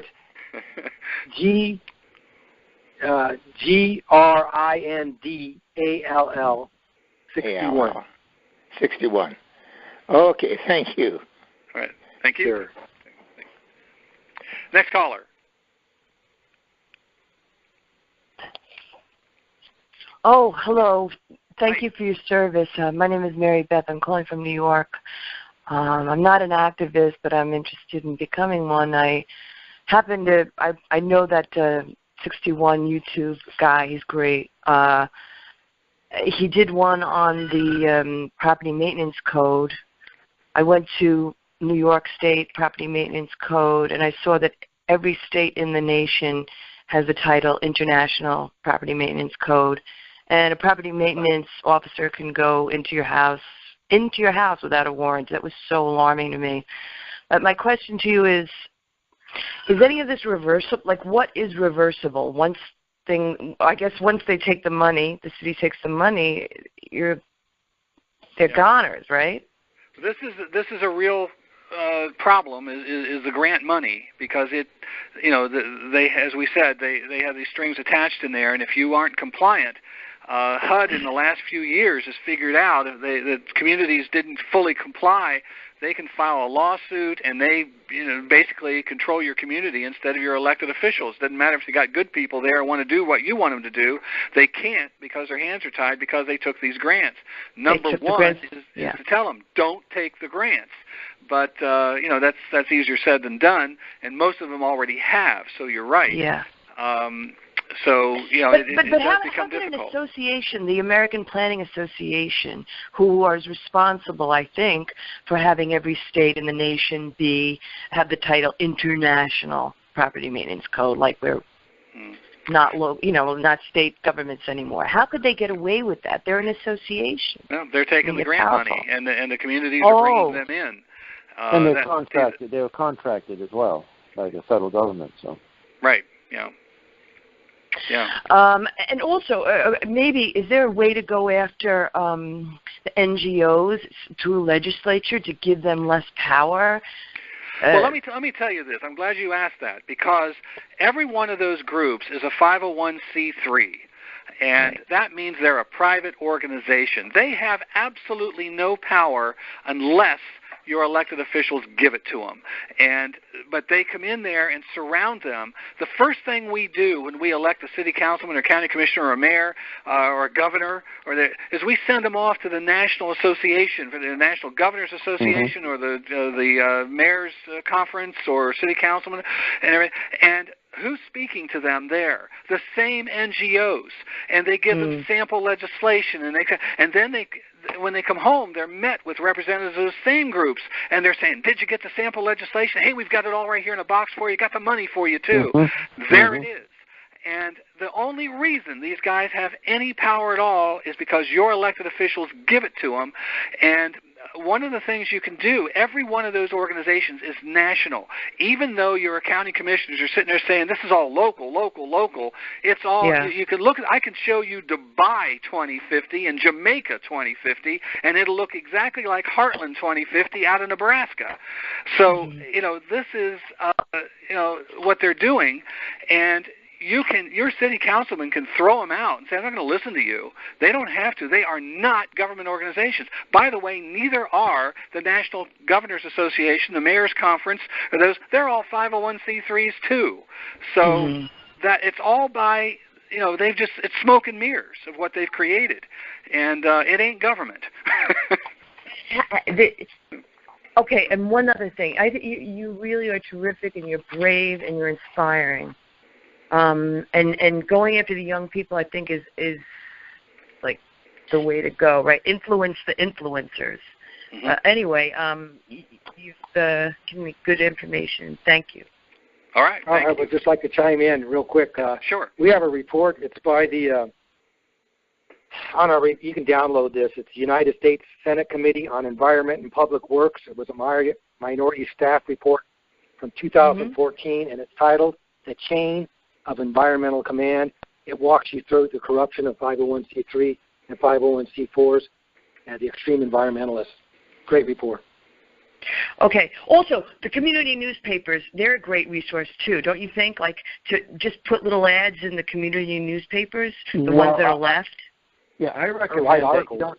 I won't even run ads. Just run public service announcements, like if you're having an event, or just write a letter to the editor. And also, stop in get to know the person, get to know one of those reporters, get to know maybe the some of these people they don't even have reporters, because they're just a small operation, but they'll run an article that you send them, and before you know it, you might be a contributing editor or columnist. Well, actually, I just send my own little ads talking about the UN and stuff, and I don't know how many people. Whereabouts in New York are you? Pardon? Whereabouts in New York are you? In Queens and Rockaway Beach. Oh, okay. I've got some friends that, if you want, get a hold of the American Policy Center, and we can put you in touch with people in Queens that are working on these things. Okay, I'm on that mailing list. All right, I will do. I'll get back in touch with you. Yeah, write me a note, and I'll pass it on to Hal, and he'll get to you. Yeah, sure. Okay, is this TomDeWeese.com? Yeah. Yeah. Oh, okay. Yeah. All righty. Thanks all again. Right. Thank you. Bye-bye. Next caller.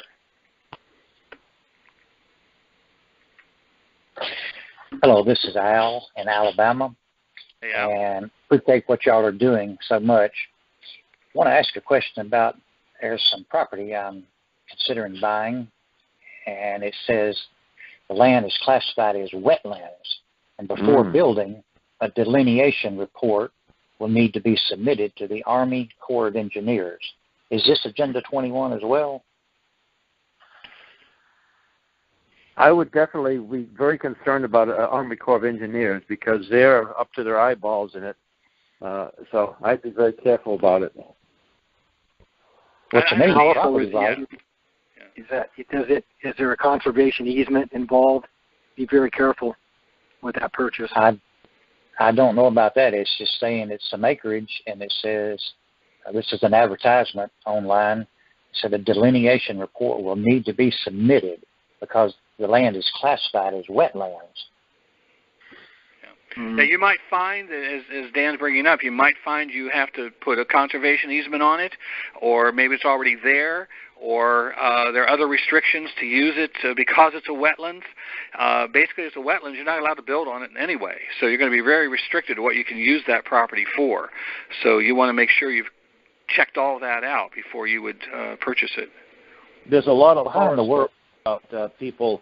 Who was that family? They were from Eastern Europe. They actually went to the Army Corps of Engineers. They gave them the green light, and they actually removed debris. And by removing this debris that's been there forever, the water was flowing, and he ended up putting him in jail, and they fined him out of it. I think he had an auto body shop or something like that. Yeah. and this would have been before. This would be back in the 90s, I think. His name was Posier. Yeah. And he cleaned up trash out of a place. He made it better. It was an illegal dump, and he cleaned it up. But because it had been a dump for a long time, it had begun to block water, which created wetlands there. It was artificial wetlands, but then they accused him of destroying a wetlands when he cleaned up the trash, because the water then flowed the way it was supposed to. But I guess my question is, if you own private property, how can anybody tell you that you can't build on it? Well, because in essence, you don't own it anymore.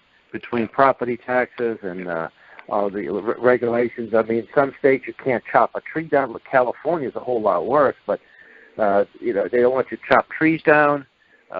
Vermont's like that. Something called Act 250, which went into effect, I think, in the 70s. And Agenda 21 is making it more difficult. And then when there's forest fires or floods, they blame it on climate change, when it's actually the land use policies that are supposed to be environmental friendly that are causing the problem. But this is the reason we're fighting this battle. Exactly the question you just asked, because you're absolutely right. And the way this country was built was on private property, and your property was yours. You had the right to defend it. You had the right to do with it as you wanted, as long as you weren't hurting your next door neighbor's ability to use his property the same way. And right. You couldn't divert the river and make all the water flow over to him and erode his land, for instance. Sure, exactly. Yeah. That's only common courtesy. Yeah, it's called being neighbors. Right. But right. But now they create these one-size-fits-all policies where basically it's I can't, you can't, and we can't is the rule of it all, and that's all you can do. So there's a video that was done by a country and western band. It's called Big Park. It came out in the early 90s. It's humorous, but it also talks about how it's about Terry Kennedy, I think is the guy who died. I actually met him in California. That be a way to kind of, it's a humorous way to introduce this is what's happening. I think you should check it out. I have it up, and as other people have it, it's called Big Park. You think they'll probably enjoy it. But at the end of it, Terry gives a little speech and talks about what's really happening and what needs to be done. So. All right. I hope that helps a little bit, give you a little caution. All right. Thank you so much. Thank you. Okay. Our next caller. Hi. Yeah, I have a question, just and a comment. This is Sarah. I live in Sacramento. Hey, Sarah. Hi there. This is such an amazing program I've been listening to. I actually learned things that I thought I knew. I think I'm pretty good on this, but man, I feel like a beginner. And Tom, are you going to have this taped and transcribed so we can, or posted really quick? It's being recorded. Yeah. Please transcribe for those. It is amazing. And I just had one question. Well, there's tons, but anyway, how does one? We have this housing thing here and everywhere, and all of a sudden I learned, I didn't know this, that there are apartments apparently, that we have an abundance of apartments that have been built that nobody's living in. We also have about 1,200 houses here in Sacramento that have been condemned as unlivable, but I thought, well, why are there? But anyway, we have a homeless problem like everybody else, and everybody's fighting about where to put these poor people that don't have homes. And if there's a housing surplus, where does one find? I mean, what department would I go to find out the number of apartments, vacant apartments in the city of Sacramento, or any city, my town, USA, or to find out the number of vacant apartments that are up there and available? What's the department that handles that? Apartment associations, and I think there's a California Apartment Association that generates statistics on those type of things. Okay, wait a minute, what's it again now? The Apartment Association? Apartment associations. Just Google that or search that on the internet, and I've seen those before. Okay, great, because would certainly be something. If it turns out we have 30,000 apartments that are standing vacant, and also somebody's brought up another question. I've been hearing that there are small cities being built up in the northern part of the state that nobody, sort of like the ghost cities of China. Do you know any information about that? Have any? I haven't heard on that one. Okay. But I'm aware of the surplus of apartments for sure. Okay, I'll check it. Hey, listen, thank you very, very much. This has been an amazing program. So. Thank you, Sarah. Sarah, by the way, is a very effective journalist and researcher, so we talk often. Once upon a time. Yes, you are. Trying again. All right. Thanks, Sarah. Thank you. What's interesting up in northern Maine, in Aroostook County and Washington County, you see the depopulation program. And I have a friend up there, Roger Eck, who's a Vietnam. He was a helicopter pilot in Vietnam. He said that they made a certain projection of population decrease. He said they're way ahead of it in Aroostook County. There used to be 100,000 people, and we're talking about a county the size of the state of Connecticut. We're talking about a pretty big county, and it's down to 70,000 if you drive up there. And I love going up there in late February, early March. You'll see towns with the stores, or half the stores are boarded up. So they're losing population. But if you go to Boston, and I live right in the city, there's an area by Fenway Park where the Red Sox play that was mostly brownstones, and now it looks like mini Manhattan. You've seen these, 20, 30, 40, 25-story buildings. They'll tear down a little gas station, and next thing you know, there's a big high-rise going there. And I think if there's empty apartments, if it's not market-driven, then if it's just HUD coming in and saying, well, we're going to guarantee the developer X amount of dollars, so they're going to build these units, and we're going to guarantee you 50% occupancy for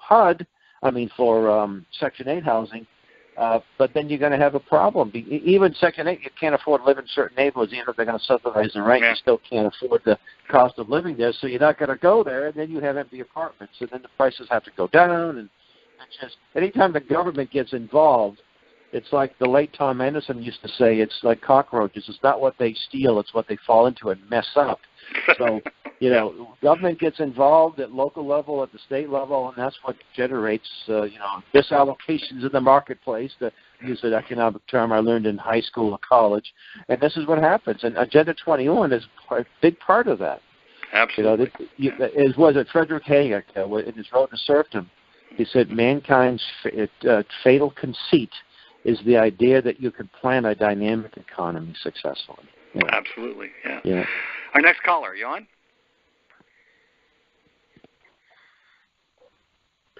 Yes, hello. My name is Ed Cashmark, and I'm calling from Minneapolis, Minnesota, otherwise known as the California of the Midwest. I'm going to be there in 2 months. It is quite frightening.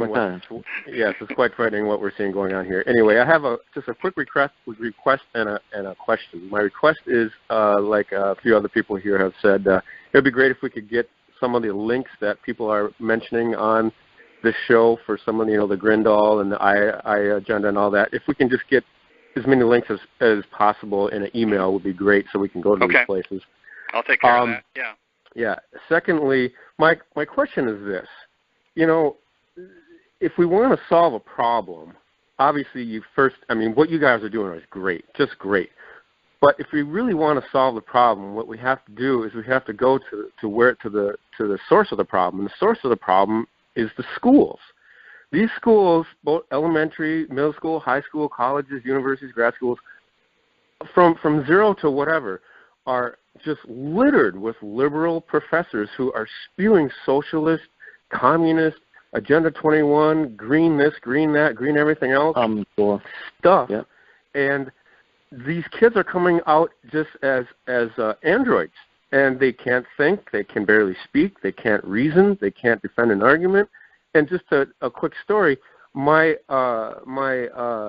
niece was talking about evolution over Christmas holiday, and I got in a little argument with her. It took me 20 seconds to debunk evolution, and she sat there stunned. She had no idea what to say. She's a freshman in college.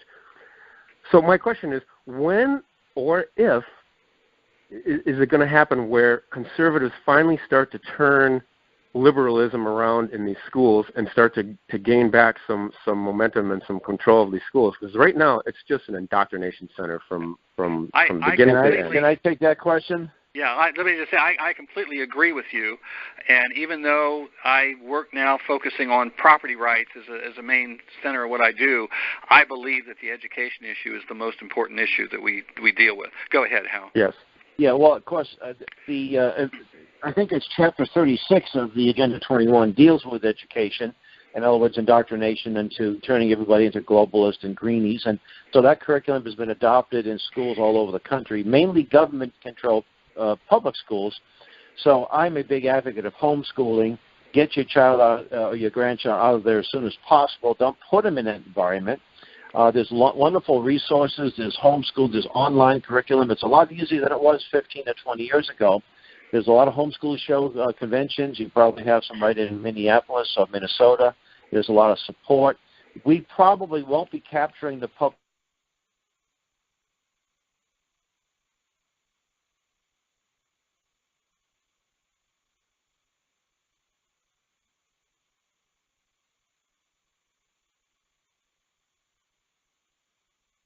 Same thing with most government local schools. They're hard leftist, and now they're actively recruiting your child to be a homosexual, a transgender. So you really don't want to put your child in there. We have a great. Oh, you know what? I never would if I had children. Yeah. I don't even have kids, and I'm more worried about this stuff than my friends who have kids. You know what? You very aware. You can still be you can volunteer your time. We have on our website, campconstitution.net, we have the Samuel Blumenfeld archives, which Sam was a pioneer in the homeschool movement, and we have. I inherited his library. We created this great free resource, and you can teach people how to read free of charge. We may monetize one little thing, $1, but we've never done that yet. You could teach them basic arithmetic. You can it has audios and videos. And it kind of goes into the problems and how to solve them, how to tutor, and many other things. So just the Blumenfeld archives right through our website, and it's just a great resource. So and Sam was a critic of education, but he always had he said, but this is the solution. So that's the way to go. And today, they just closed there's a college in Vermont that's closing down. It's the Green Mountain College. Isn't that a shame? It's a far left school, but it's closing down. Is it closing down? Yeah. What are they going to do with their oxen herd? Well, I think I hope they're going to donate it to Camp Constitution, and we can start a year-round program up there. Have an ox roast. Yeah. Okay. Hey, we got to move on. I got 2 more callers. Thanks for your help. I hope that helps. Thank you. Thanks for the call. Next caller. Yes, this is Ted, New Mexico. Hi, Ted. What was the name of that Senate report on the chain of NGO command or something like that? It's called the Chain of Environmental Command. Environmental Command, okay. You should Google that and take it. It'll take you to the Senate for the report, or you can go to my... Right. Oh, you can just so you can just look it up on the internet without having to go to the Senate reports or anything? Yeah, well, you can type that into Google. It'll take you to the PDF. I'm sure you'll find it. If not, it's at my website, iagenda21.com. And there's another publication by the same Senate committee called Critical Thinking on Climate Change.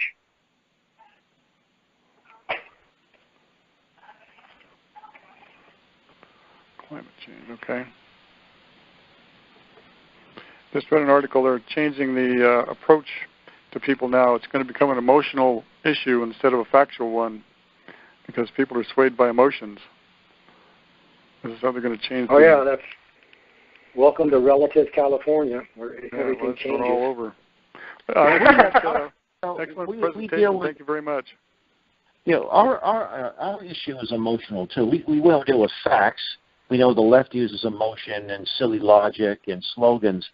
But it's emotional, too, when your family's run off the land or the business is closed down and you have to move out of a community. You've lived there all your life or 4 or 5 generations.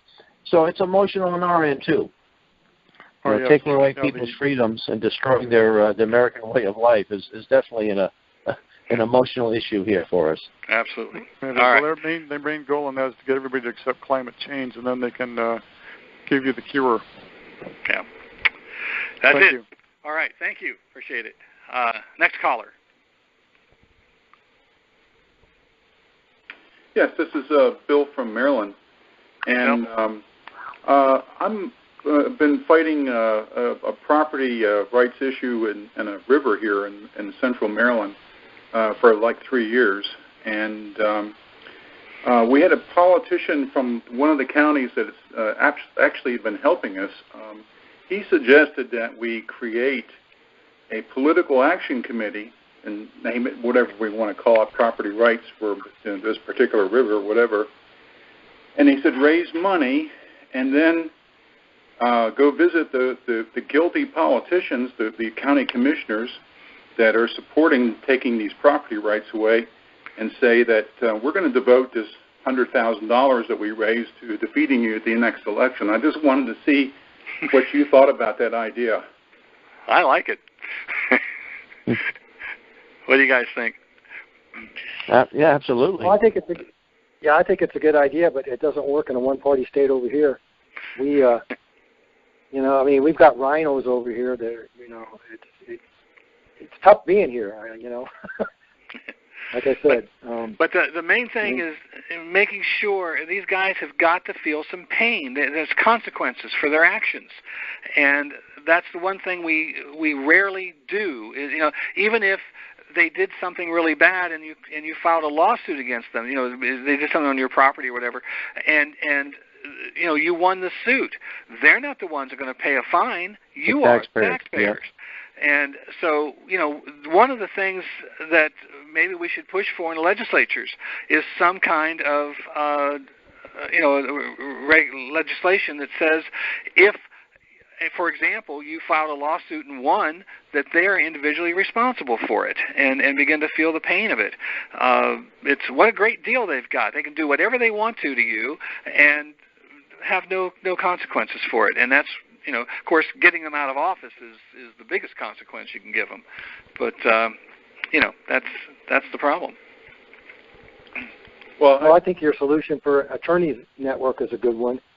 But also, California, we need a lobbyist kind of dedicated for this up in Sacramento. California is a long state. We can't get there. It's kind of like, Brussels. You're in Scotland, But, I think those two things would help tremendously. Yeah. We've tried PACs over here. We've got lawsuits going. They just go forever. Yeah, I know. All righty. So, does that help any at all? No, I think it's a great idea. I think it's a great idea that anything that you organize like that and stand in front of them, say, cross that line, and this is what you're going to face. And that does give them pause in a lot of places, maybe not California, but in a lot of places it does. And I'm for it in any way we can do it. Well, we established a Taxpayers Association, which became well known very quickly because we were funneling a lot. They picked up a lot of my research on this particular issue, and again, they started pushing it around. And you could plug in. You could definitely start a PAC, but maybe a Taxpayers Association, and then write articles to gain some goodwill in the community, and you become the opinion leader in the area. Mm-hmm. Just use our articles and things. Heck, all my stuff, you can download it for free. Put it out. All right. Well, listen, we got to move on. I think we got two more callers, and if we can do this quickly, because I don't want to go over too much. But can we have our next caller? Yeah, I was just wondering if scenic byways are a part of Agenda 21 and how much of a problem they are, if they are. Yeah. What they do, the visioning and all that sort of thing, that is a means to lock away land. That's a tool for that purpose. And we had a person up in Maine that we worked with who had a big piece of property there and wanted to do something with her property, wanted to put some stuff on it. And people next door and around it were saying, that's ruining my view shed. In other words, her view of their view of her property. And so she couldn't do anything because that would hurt their view shed. And so these are the kind of excuses that they use for that kind of thing. And visioning and all that is, is part of that way of controlling the land. Anybody else got a thought on that? That was Camp Davis, right, Tom? Absolutely. Yeah. Yeah, I remember. I think I must have passed out about 10,000 copies of that DVD back. That's all I had initially. When this thing broke, and it was very good. Yeah, you're absolutely right. I guess when you buy a piece of property, in fact, in New Hampshire, there's one fellow that has a farm, and people are buying lots around him, and they're saying, "Oh, we don't want to live near a farm. We don't want to smell the animals." So he's got a big old sign that says, "This is a farm. Animals do stuff that people usually do behind closed doors. This is what a farm. You don't like it, too bad." And so he's had some success with fighting it, but that's what happens when you get these urban people moving in, and they want to have their Starbucks, and they don't want to have the smell of cow manure. Well, that's country living. Get used to it, So you're right, that does happen. Yeah. Over here, one thing that's showing up in the climate action plan is light pollution. So that if you have a light on in your premises and it crosses the guy's fence, that's another thing they're doing. Like you can't see the Milky Way in Boston, so turn off all your lights. Right. Right. Well, you won't have that problem, Dan, much longer because you won't have any lights at night. So. There we go. So that'll solve that problem. We'll solve that problem. I love light pollution. That's my favorite pollution. So does that help you? You ever see the pictures of satellites of the world, and you'll see at night, and you'll see that parts of Africa are still pretty dark, and the rest of the Western world, where the standard of living is pretty good, is lit up, and that's right there is what's going to happen when the lights go out. They call that North Korea, I think. North Korea, that's right. Yeah, right. Yeah. There you go. I think our last caller, I believe. Go ahead. Hi, this is Candace, and I'm from Minneapolis also.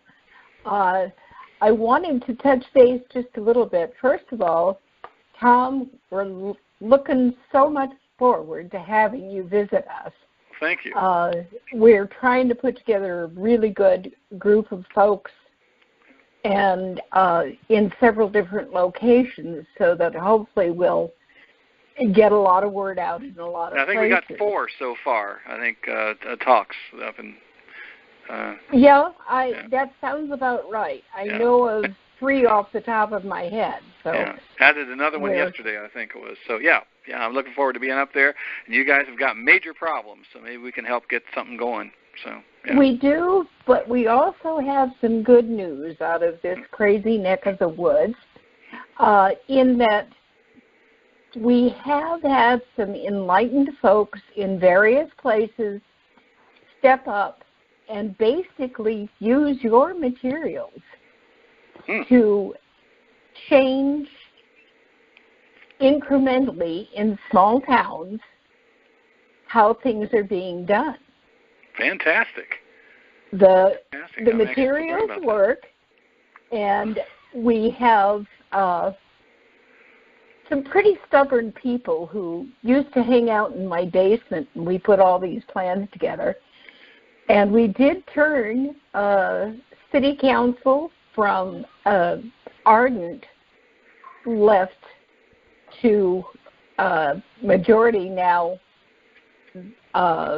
Republican. Well, not Republican per se, they're more libertarian. But the point is, we were able to, small group of people, there were probably 15, 20 max, change the way the city looked at things. Fantastic. Taking everybody in leadership in the city out, but, those are the things that happen, and pretty quick, people begin to realize that, hey, we can't quite get away with what we used to. There you go.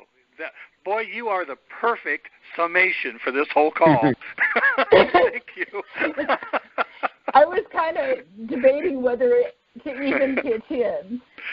No, that's but, fantastic. Yeah, we're having a lot of fun up here, and we're making a difference. Fantastic. That's great. Fantastic. All right. Well, thank you. Appreciate that. And I get, we've gone a little over, but I think we've had some great discussion here. Hal and Dan, I so much thank you for not only being here, but everything that you're doing. I love working with you guys. We got a lot coming up, I think, that we're going to be able to work together on, and we're going to make some hay this year on this stuff. And so I appreciate you. Thank you so much for being with us. Thanks for having us on, Tom. Sure. And, we'll get some of this information out to people, these links and stuff that Dan and Hal have been giving you. I want to give you another link, something that, what we have to do is communicate as activists, getting our information out. We've shared things tonight. A whole lot of folks around the country have stories to tell, fights they've been involved in. Sometimes it's bad stuff. Don't do this because we lost, had our heads cut off on it, or here's a great thing that we did, whatever. I want to share that information, and there is a place for us all to talk, to communicate with each other, to share these things.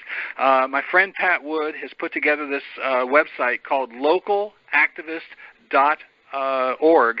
Local Activist, singular, localactivist.org.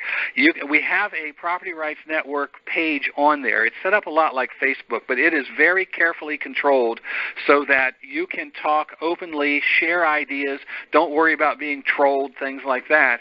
I suggest you go on there, sign up for it. If you've got a local community or a local organization, put your own page on there and be able to talk with people and so forth. So go to localactivist.org.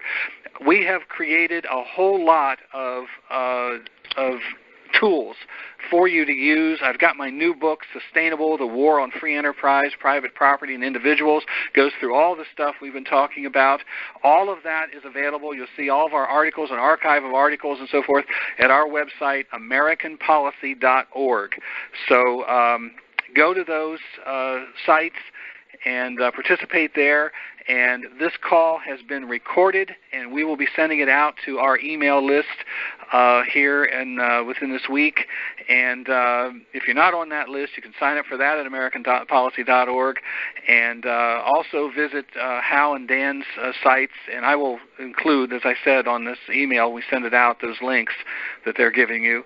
And we're building a network to fight back. That is, I want to win. That is why we are fighting, and that's what we're going to do. So I appreciate it, and enjoy the rest of your evening, and get ready for a good, busy week. We're going to fight for property rights and fight against Agenda 21 and for freedom. So God bless everybody. Amen. Good night.